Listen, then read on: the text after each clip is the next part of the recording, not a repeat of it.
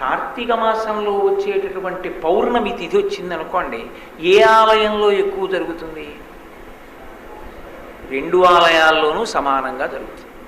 శివాలయాల్లో ఎన్ని దీపాలు పెడతారో విష్ణు ఆలయాల్లో అన్ని దీపాలు పెడతారు.